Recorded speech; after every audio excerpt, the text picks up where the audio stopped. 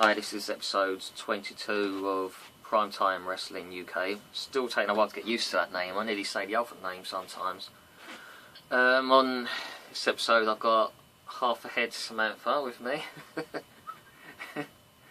And for today we're going to talk about basically wrestling as a business, you know, i.e. to do with like the things that they do with John Cena and so on.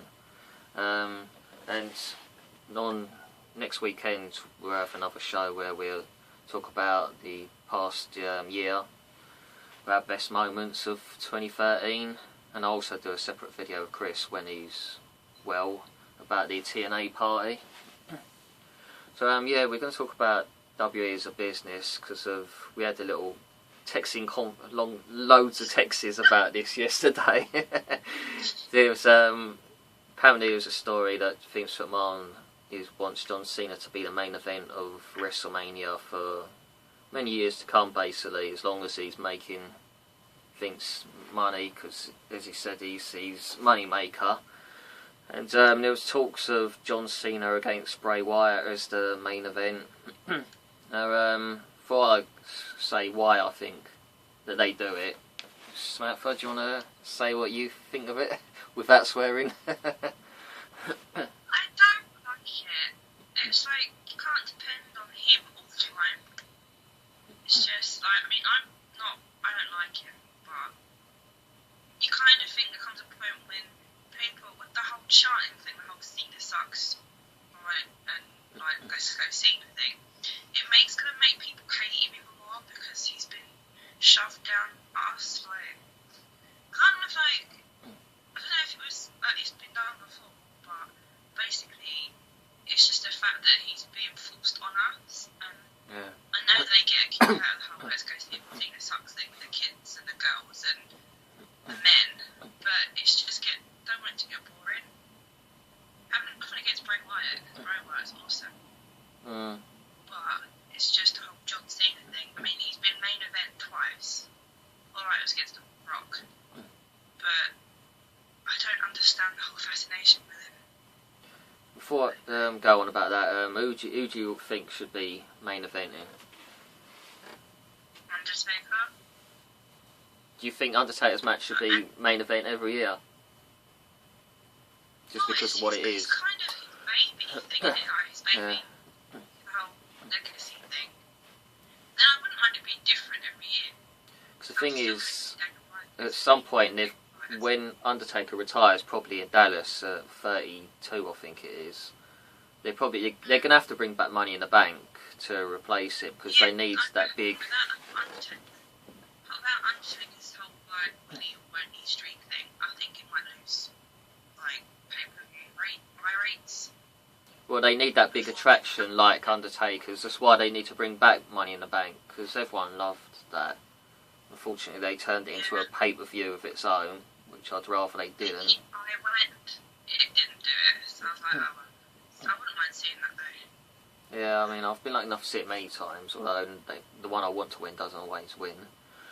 But yeah, it's always a good opener to the pay-per-view. The thing is, there's so much going on that it kind of keeps the crowd going as well. Yeah. There's different spots. So. It's just a spot fest, isn't it, all the time? There's so many on NXT they could put in that would make it good as well, like Sami Zayn. Oh, that was so good. Yeah, that'd be good. But yeah, my views on why... I mean, I don't agree with Cena being main event every year, but the reason they do it is because of every time he's not on a pay-per-view, buy rates seem to drop, and also the pay-per-views just seem to take a drop as well. They don't seem to be that good with the ones he hasn't been in this year. I don't know if that's just coincidence or what, a strange coincidence, but yeah, every time he's not on Raw or pay-per-view.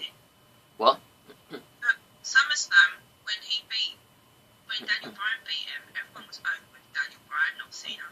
Yeah, but they'll still say that it's because John Cena was a part of it and that everyone wanted Cena to lose and all that, wouldn't they? That's what they'll view it as. To be fair, I don't care if he's on any pay-per-view, I will still watch it. But you know, it's their view, because the ratings drop on Raw and pay-per-views every time he's not there. the fans are kind of justifying him putting Cena down our throats all the time when they don't buy the pay-per-views when John Cena's not on it. Because it'll just make them think, oh, they've stopped buying it because John Cena's not there, so the crowd's not really helping themselves with that sort of thing. If they had a massive... If everyone bought the pay-per-view when John Cena's not going to be on it, and that buy rate was huge, then maybe that would make WWE think that they don't have to rely on John Cena as heavily as they do. That's like if he's not on WrestleMania, because WrestleMania's so big, it wouldn't matter. Well, it'd be interesting to see who To be fair, would main event if John Cena got injured before WrestleMania and couldn't go. It'd probably end up being Undertaker. But, you know, what if both of those got taken out? people buy WrestleMania and the pay-per-views for what they are. Well, the real fans buy WrestleMania, because it's funny, when you go to WrestleMania, there's very little... You get the hardcore fans, basically. You don't see that many kids. Most of it's adults, and it's what I call the real loyal fans go to WrestleMania. But it'd be interesting to see if them two, Cena and Taker, weren't at one of the WrestleManias, who they would actually give the main event to. I presume it'd probably be CM Punk, would probably be the next option. Although while Cena and Undertaker's there, I don't see Punk ever being the last match. Because if he was gonna, it would have been against the Undertaker, but because you had Rock Cena again, that was never gonna happen. But it's like the Royal Rumble as well, because the Royal Rumble, you don't buy it because of who's in it, you buy it for the Royal Rumble match. Oh yeah, but Well, W view it as if John Cena's not on it, it affects their buy Well, rates. to be fair though, it's like he was surprise entrant number 30, no one expected it, and no, I didn't really make a difference to me. But, anyway. Yeah, the trouble is Cena makes them so much money. I mean, I know Punk and Daniel do as well, but they don't make what Cena does. No one does, and that's the problem. Until people stop buying Cena's stuff and lean more towards others, they're going to think... Because he appeals to the kids too much. Yeah, and many of the women, and some of the men like him as well, but it's... Money to buy merchandise. A lot of these merchandise is crap, I think. They're actually really lazy with their creativity of John Cena's merchandise. It's just really the same old stuff, just in a different colour. It's quite poor. But yeah, that's my views on why John Cena's always the main man, because of their ratings always seem to be better when he's on it. Plus, as Vince says, he's the big money maker. But I mean, I respect what he does, like with the charity work, mm. and like how he stuck through everything. But it's just the whole way that they're making his character. Yeah, It's gonna come to a point where it will get stale. His character will get stale. Well, he already has, to be honest, because he's not. Kind of change into a heel or something. I don't know. He's the only. I think he's the only person in God knows how long who hasn't turned heel yet. Whereas everyone else I think has. they're worried. Sometimes though you have to take a risk. Hulk Hogan turned bad at one point, didn't he? Who would have thought that would ever happen? And that worked out alright, didn't it? What? Yeah, when he had that feud with Macho Man, that was quite good. Mm. Or was it when he done NWA? No, it's the NWO thing was when he turned on Macho Man, wasn't it? Well, it was technically, obviously, it wasn't in WE, but still, it worked out for a while. So you don't have to do it for long with Cena, but just for a change, it might actually help for a while. But they're scared the kids will stop buying his merch, and unfortunately, it's very much PG at the moment. They're talking about bringing Hogan back, possibly against Cena. Mm. Who would be the heel and who would be the... Neither. I mean, well, they might as well say Cena's a heel because he'll get booed out of the building. But it'll be face versus face, like Shawn Michaels against Hulk Hogan, wouldn't it? Yeah. But yeah, I'm sure Michaels was being a bad heel one there because he was dressed up. yeah. Well, he kind of went back to being face afterwards, didn't he? But yeah, and you know, you're saying about Undertaker main eventing. I think the only reason he doesn't most of the time, I think last time he main evented was WrestleMania 24 in Orlando against Edge. I can only think it's because he's basically only fights once a year, and they would rather it was someone who fights more than once a year main eventing. I mean, if Undertaker fought John Cena, he probably would main event, but I don't know, that's the only reason I can think that he doesn't main event anymore is because of that, and maybe they feel his streak doesn't need to be the main event. But on to, well, the PG thing for a start.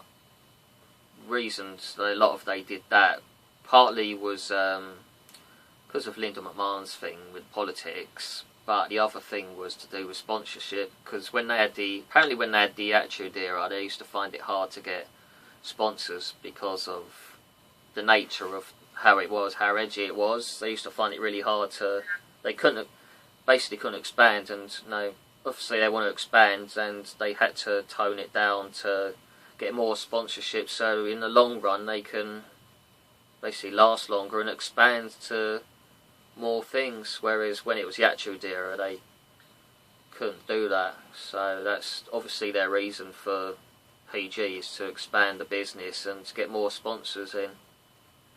And I don't think the PG thing's going to change for a long, long time because of that reason.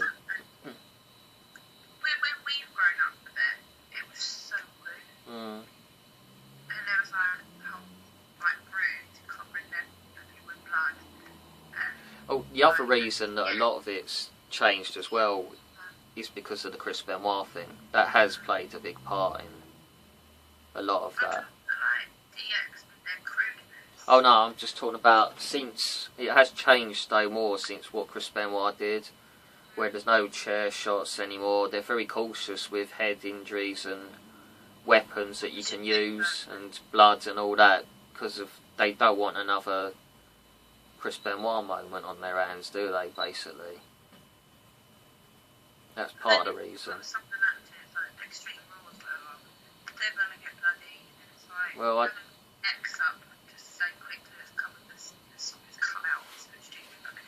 I actually don't know why they do Hell in a Cell matches like that. If if you hit the cage, you're gonna bleed. I mean, if they don't want blood, I'm not sure why they do some of these Hell in a Cell pay-per-views and things like that.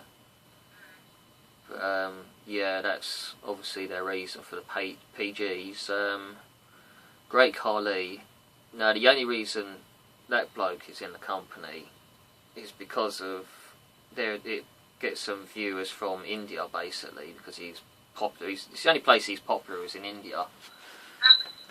And it basically brings in people from there. That's the only reason that guy is still in a job, because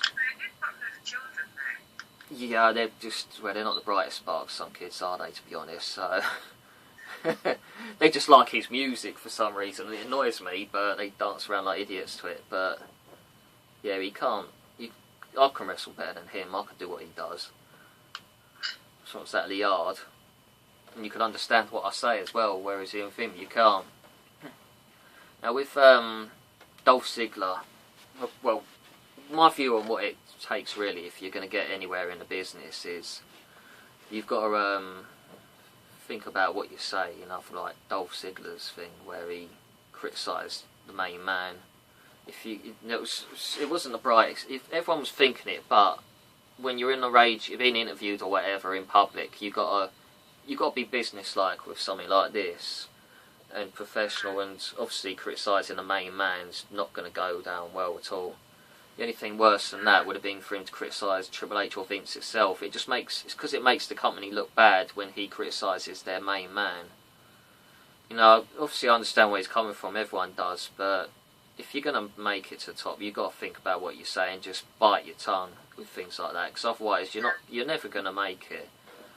Also, you've got to be, if you get like frustrated or things like that, you've got to be creative. You've got to do something like what, I know it's easy to say, but something like what Punk did. Like, you can't do that too often because he only works so often, but you've got to come up with something creative like what Punk did to get yourself noticed. Now for him, he was lucky that pipe bomb worked. If that had gone flat, and the fans wouldn't have been really into it, he probably would have got fired that night for half the things he said.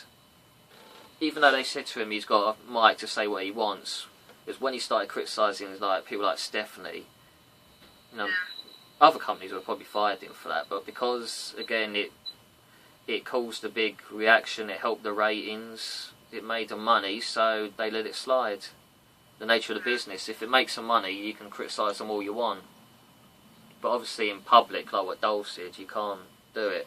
You could do something like that on TV if you do it right, but not in public. But yeah, basically you got to find a way to be creative and get yourself noticed. Plus you got to have a bit of charisma about you, and got to be decent on the mic. Which is, you know, there's been many great wrestlers over years, but they've never been champions just purely because they haven't had the charisma or the imagination to get themselves to the top. I mean, Shelton Benjamin's a perfect example. He's as good as anyone in the business, but because he doesn't have the mic skills, the personality side to it, he can't get himself over in the other ways, other than what he does in the ring. So that's why he's never matched what he did. Same for John Morrison. He wasn't great on the mic, and that probably held him back. 'Cause he had this wrestling ability, but if you can't get yourself noticed on the mic and in other ways, you're going to struggle. Like many of them. I mean, Daniel Bryan, if he hadn't got this yes thing going, who knows whether he would be where he is now. But again, he got that sort of, alright, that was partly down to the fans, but he started that, it got him noticed. That's the sort of thing, something that gets the fans into you. The thing is though, smart fans would know what he was like in Ring of Honor. Oh yeah, but you know, there's been a few from Ring of Honor, but yeah, but just because they're Ring of Honor doesn't mean you're going to get anywhere. Look at Cassius Ohno, for example. I'm not saying that, but I'm saying he's actually quite a talented wrestler. Oh yeah, but you know, so's Cassius Ohno, but you know, he never made it because he wasn't willing to listen to what he was told. That's another thing. You got to go with what you're told, obviously, because you know, if you go against the boss, he's not gonna. It wasn't as if they were asking for a lot from him. Well, he did it in the end, but all they wanted him to lose some weight, and he was being really awkward about it. Well, he did it in the end, but because he took so long. No, but at the end of the day, if they want you to, you have to do it if you want to get anywhere. Probably he did it in the end, but he took too long, and by then they'd had enough of him. And to be honest, I just got the impression from him that desire wasn't quite there. May be wrong, but it just didn't seem like he was driven enough and determined enough to make sacrifices and get to where he needs to be. I don't think he had the right attitude. That's another thing with some wrestlers, is their attitude. Alright, people like Brock Lesnar can get away with having a bad attitude, but that's because he has the presence to get over. Same with Batista. But if you don't have that presence to get over and you have an attitude, you're not gonna. Which is why Austin Aries never came to the WWE, because of his attitude. And I'm trying to say, I don't think Austin Aries would have been a world champion in WWE anyway. One, because of the height is always an issue, which is why if Daniel didn't have the reaction from the crowd that he gets and his ability, those two together, he probably won't get to where he is, because look how long it took Chris Benoit to get to the main event just because of his height. So they still to this day to an extent have this thing where you've got to be a certain size, whereas people like Daniel Bryan's 5'8" or 5'10", and so's Bray Wyatt's 5'10". You've got to have, if you're that height, you've got to have something about you. You've got to be able to get the crowd into you. Sometimes the crowd's just dead, and if there's nothing there for you, it's like it's also the gimmicks help. Like you got a few in NXT that got some good gimmicks, like Aiden English. You got what's Blondie's name? Blonde guy, phone. Tyler Breeze.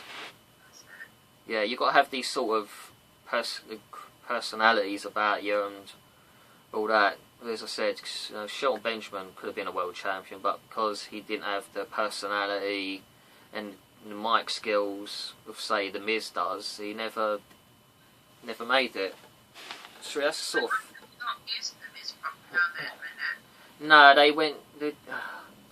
I'm confused on whether he's still a heel or not. They keep changing their mind on that, but they obviously had that big push when his main event for a while. But that again was down to the fact that he was so good on the mic, and that he was good on the radio and on talk shows and all that. It's like Bray Wyatt could be a main eventer definitely someday if he keeps up the way he is, because his personality and he's brilliant on mic. He's exactly what you have to be. You got to be one. You got to use your intelligence in this business. You got to make sure you don't annoy the wrong people. 2, you got to have a bit of personality. 3, you got to have creativity, because your ring skills you're not gonna get through it on that. Yeah, you've got the main thing is you've got to use your loaf when you're talking on the radio and watch who you criticise. I think it's kind of like a hood as well. Yeah, partly, like obviously for people like Kevin Nash and all that, but obviously you got to make sure you don't offend the wrong people like Triple H, because the minute you offend I know he doesn't like Punk, but luckily for Punk, he can get himself noticed and he makes some money. If he didn't make some money, they would have fired him a long time ago, because Triple H can't stand him. So, yeah, that's basically my view on the business, what it takes, and the reason that they do things like with John Cena and the Great Khali, and even Hornswoggle. The only reason he's there is because the kids love him. Although he's not in there much, but that's the only reason he's there. The same with the guy who manages Epco and Primo, whatever they want to call them these days. The only reason they're used is because they're liked by the kids. But yeah, that's my view on that. I'll talk, because it's been 22 minutes, so I'll talk briefly on something I would like change. The Divas division. It's the simplest thing in the world to sort if you really put the effort into it. Now, you've already got some good ones there. You've got AJ, you've got Caitlyn, you've got Layla there. Even Alicia Fox is decent in the ring. Who else do you say? Natalia. Who? You've got Paige, you've got Emma as well. Natalia, yeah. I thought you said Victoria. I was going to say she's not with the WWE. Yeah, Natalia, you've got Paige and Emma from NXT. You could easily bring up right now. But yeah, they've got Bayley as well in time, although I still think she should be a heel because of her gimmick.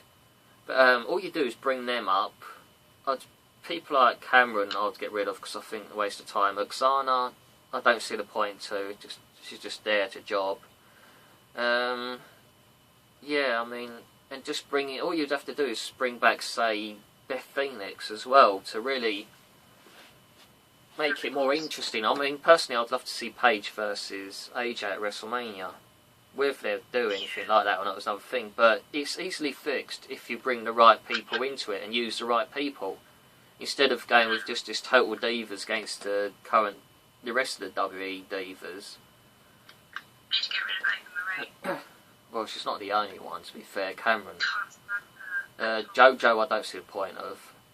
I think she's not anyway anymore, from what I've heard. Yeah, I mean. There's rumours that she's dropped, but I don't know. I mean, Brie Bella's improved a lot, I think, over the past this year anyway. Whereas Nicole obviously hasn't, because she was injured for a long period, and she's kind of taken a step back from Brie, really, because Brie's got no one noticed, and she has, really. But it's really simple, the divas. That's all you have to do. It's not mind-boggling. Anyone can sort it out if they really gave a damn. But yeah, I won't go into much. I'll go into the next show when we do that next week on how other things could be changed on the roster. But that will do for now, because it's been nearly 25 minutes. I've only got a certain amount of memory on my phone. So anyway, that's it for today. I hope you all had a good Christmas. As you notice, this is one of my Christmas gifts, my Dolph Ziggler long sleeve top. But yeah, that's it for today. We'll be back next weekend in the new year. So happy Christmas and have a good New Year's Eve. Try not to drink too much, yeah, right. Anyway, take care and we'll see you next week. Bye.